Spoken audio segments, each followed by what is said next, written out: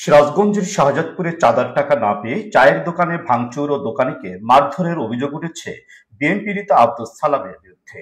অভিযুক্ত আব্দুস সালাম শাহজাদপুর উপজেলার জালালপুর ইউনিয়নের বাসিন্দা এবং সিরাজগঞ্জ জেলা বিএনপির উপদেষ্টা। ভাঙচুর ও মারধরের ঘটনায় ভুক্তভোগী চা দোকানি মোহাম্মদ বাচ্চু মোল্লা বাদী হয়ে ইনায়তপুর থানায় একটি অভিযোগ দাখিল করেছেন। অভিযোগ সূত্রে জানা যায়, গত বৃহস্পতিবার 2 অক্টোবর সন্ধ্যা 6:30টার দিকে উপজেলার জালালপুর বাজারে মোহাম্মদ বাচ্চু মোল্লার চায়ের দোকানে যায় সিরাজগঞ্জ জেলা বিএনপির উপদেষ্টা আব্দুস সালাম ও তার 5-6 জন অনুসারী। এ সময় তারা এমএস এর 15 টাকা কেজি দরের চালের ডিলারশিপ বাচ্চু মোল্লাকে পাইয়ে দিয়েছে বলে 30,000 টাকা দাবি করে।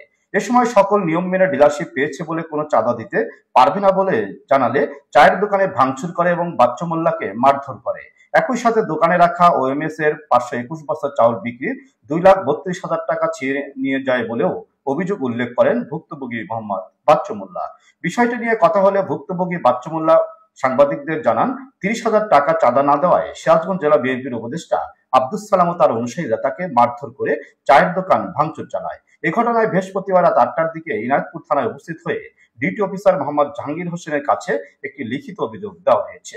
বিষয়টি নিয়ে কথা বলে ইনায়তপুর থানার ওসি মুঠোফোনে জানান, গতকাল রাতে পূজার কারণে ব্যস্ত থাকায় কে অভিযোগ দিয়েছে জানা নেই, দেখে জানানো হবে বলেও জানান ওই কর্মকর্তা।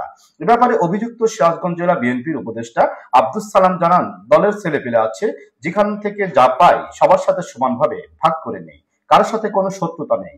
চায়ের দোকানে একটি গন্ডগোল হয়েছে, ওখানে চায়ের দোকানদারের ছেলেই আমাকে উল্টো মেরে আমার বিরুদ্ধেই থানায় অভিযোগ দিয়েছে। বিষয়টি এলাকায় দারুণ চাঞ্চল্যের সৃষ্টি হয়েছে।